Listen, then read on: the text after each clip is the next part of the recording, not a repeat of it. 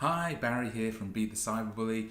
Just wanted to do a quick video because I've been asked a few times by parents at recent events that I've run about YouTube Kids, and there's been a lot of information flying around about how content is being sort of interspersed in there that's not appropriate for children. Now, there's a couple of ways around this, and we're going to jump into the app itself in a second, but just wanted to go through the fact that YouTube Kids as a concept is a good thing, and we want to be able to utilize it for our younger children especially.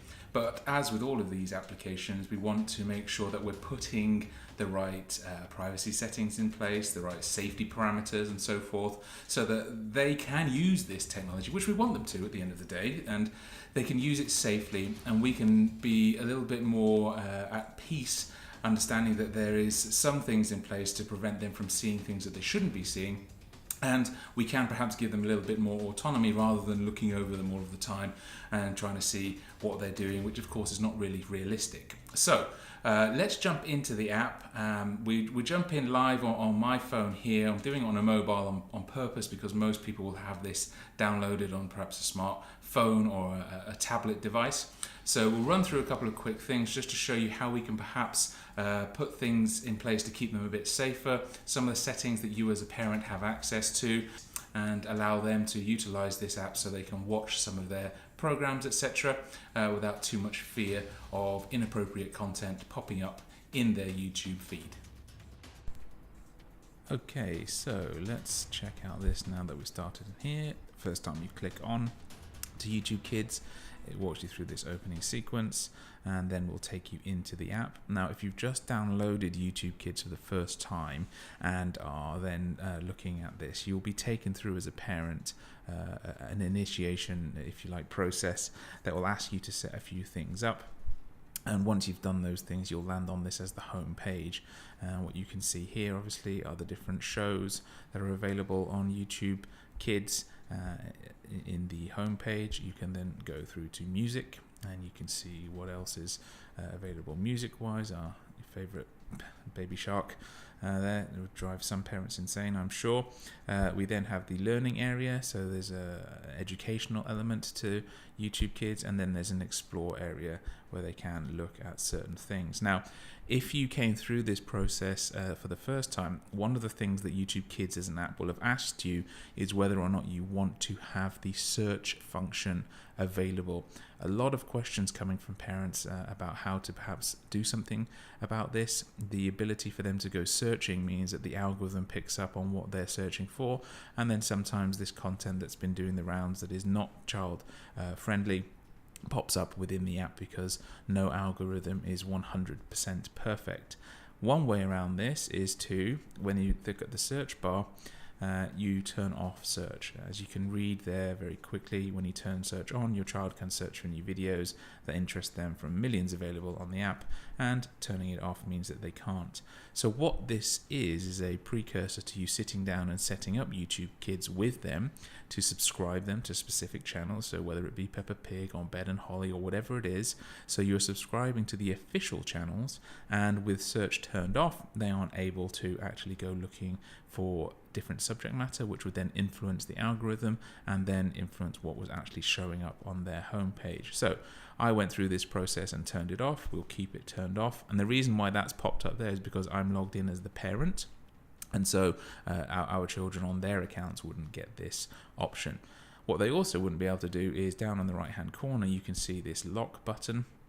Now, when you go through this setup process, usually what the app does is asks you to answer a mathematical equation, and you then gain access to the parental controls. Another option that you get is to then set up a 4-digit PIN code, and we highly recommend that you go through that process so that you don't have to keep answering the equations, and also because depending on the age of your children, some of them are going to be pretty good at maths. It's usually multiplication equation, and they could probably figure it out. So actually having a PIN code, much like your debit card and whatnot, is a much better idea. And that way, when you type in the PIN code, you then get this pop up and the ability to access the parental settings, as it were. I'll just jump in here, setting the time limit. So actually you can, within YouTube Kids, set a time limit of how long they have to spend here. So there's other software that we'll talk about that manages screen time and access, but even within this app itself, you can go in and say, right, well, they're going to have 30 minutes of time on this, click start the timer, and the timer started to let them know how long they've got left. Going back into the parents area, you get to settings, and I've got the app music turned off so that I can record this screen. You can turn the sound effects off as well. Then you have the ability to cast, so whether you want to be able to push it from the mobile device to, say, the TV in the living room, playing HD on Wi-Fi only, so in case they are utilizing data, they're not going to suddenly end up with a huge bill, or rather you're going to end up with a huge bill for additional data that they've utilized. Here you can see that search is turned off. You can then set the home screen age level. You click on it and you can have all kids preschool or school age, so that what they can or can't see on the home page, or whether they can see the home page at all. And then subtitles and closed captions, whether or not you want to have them, and so forth. Those options are in there. Then your parent verification code, which is your 4-digit PIN code.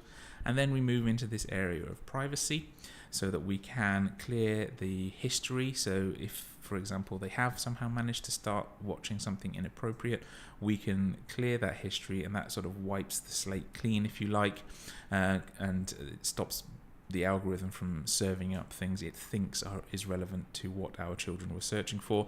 If you've got the search bar turned off, that obviously can't happen. Something else that you can do is you can pause the watch history, so you stop the app from using new video views or search terms to recommend videos. Again, if you've got search turned off, this can't happen, but if search is turned on, you can pause the watch history so that the algorithm isn't looking for more content along a specific subject matter, for example. And then you get into the things and terms and conditions. Something to look at is the parental guide for all of you parents out there. Have a look, have a read through it, and that's sort of what you have available in the settings.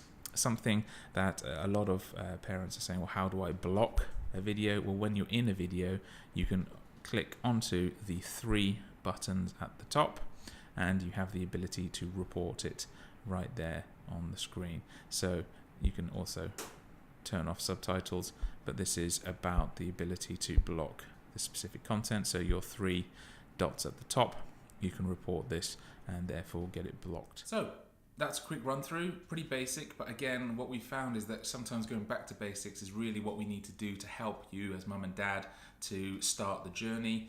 We will do some more in-depth videos, but thanks very much for taking the time to watch this. Don't forget to follow us on Facebook, follow us on Twitter, and most importantly, don't forget to share this with any other parents that you might think would find it quite useful. Thanks for tuning in, and we'll see you again soon.